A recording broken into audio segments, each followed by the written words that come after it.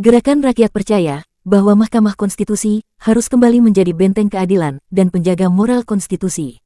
Karena itu, kami di Gerakan Rakyat telah membentuk Dewan Pakar yang berisi para akademisi, para ahli hukum tata negara, dan ahli filsafat hukum tata negara, dengan satu agenda utama mengembalikan MK ke fungsi aslinya sebagai Guardians of the Constitution. Ini bukan sekadar agenda hukum, tetapi perjuangan moral untuk menyelamatkan demokrasi dari kehancuran diam-diam yang ditanam oleh kekuasaan tanpa kendali. Akhirnya, sekarang tidak ada lagi alasan yang cukup kuat bagi seluruh rakyat Indonesia untuk tidak bergabung dengan Gerakan Rakyat.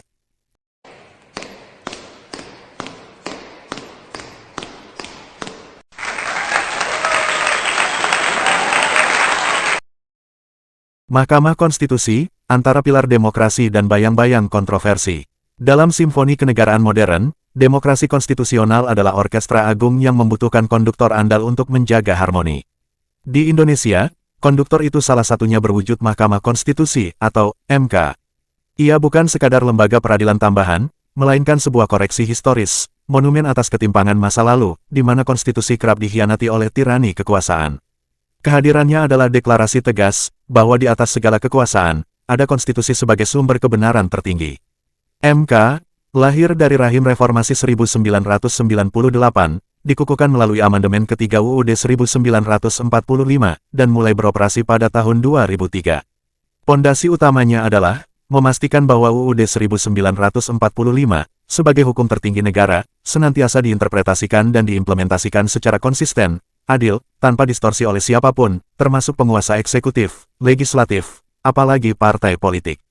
Secara filosofis, MK adalah penjaga moral dan etika konstitusi. Ia adalah the guardian of the constitution, penjaga yang mengawasi agar setiap cabang kekuasaan negara tidak melampaui batas yang telah digariskan oleh hukum dasar.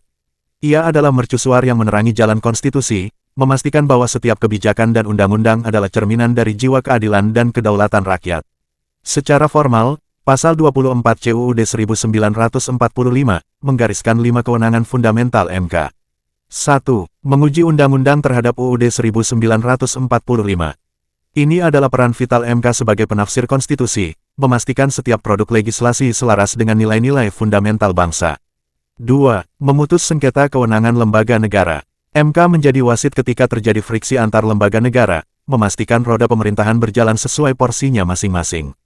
3. Memutus pembubaran partai politik. MK adalah benteng terakhir untuk menjamin bahwa pembubaran partai politik dilakukan berdasarkan alasan konstitusional yang kuat, bukan atas dasar kesewenang-wenangan.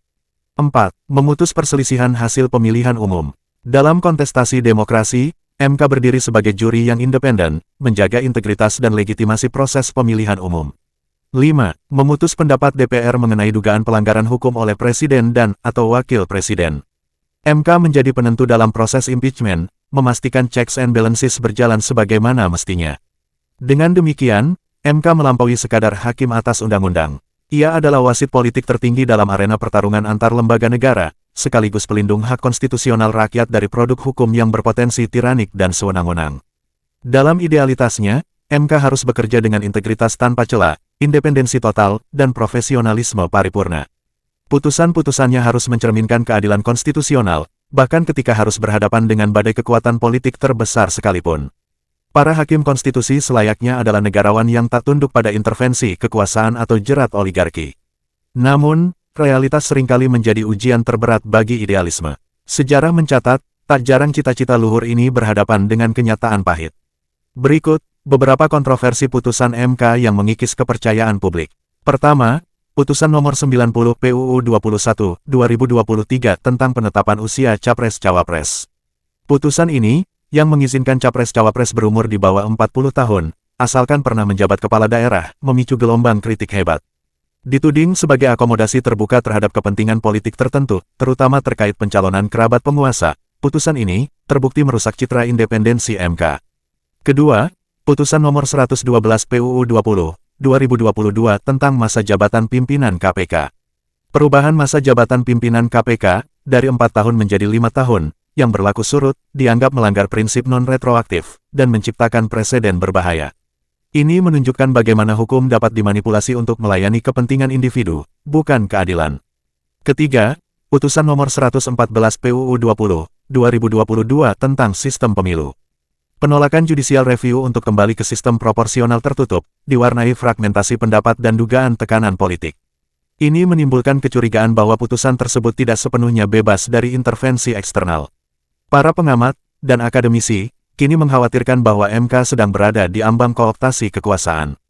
Puncaknya adalah kasus pelanggaran etik oleh Ketua MK Anwar Usman pada tahun 2023 yang terbukti melanggar prinsip kenetralan karena konflik kepentingan dalam memutus perkara yang menguntungkan keluarganya. Peristiwa ini menimbulkan pertanyaan mendasar yang menghantam sanubari, masihkah MK dapat menjadi penjaga konstitusi jika para hakimnya tak mampu lagi menjaga moralitas dan integritasnya sendiri? Bukankah penjaga yang kehilangan kompas, moralnya akan justru membahayakan benteng yang seharusnya ia lindungi? Harus kita sadari bahwa Mahkamah Konstitusi adalah benteng terakhir demokrasi. Ketika benteng ini mulai retak oleh intrik politik dan kepentingan segelintir elit, maka sesungguhnya ini adalah tugas kolektif rakyat untuk menyuarakan koreksi dan menuntut perbaikan. Jika hukum adalah cerminan kehendak rakyat, dan diciptakan untuk kemaslahatan rakyat, maka rakyat tidak boleh berdiam diri ketika hukum dipermainkan.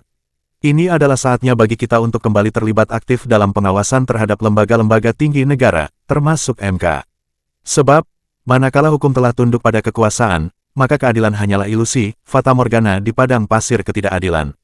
Gerakan rakyat percaya bahwa Mahkamah Konstitusi harus kembali menjadi benteng keadilan dan penjaga moral konstitusi.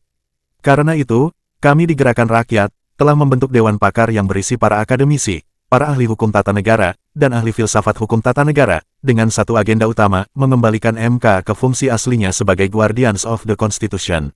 Ini bukan sekadar agenda hukum, tetapi perjuangan moral untuk menyelamatkan demokrasi dari kehancuran diam-diam, yang ditanam oleh kekuasaan tanpa kendali. Akhirnya, sekarang tidak ada lagi alasan yang cukup kuat bagi seluruh rakyat Indonesia, untuk tidak bergabung dengan Gerakan Rakyat.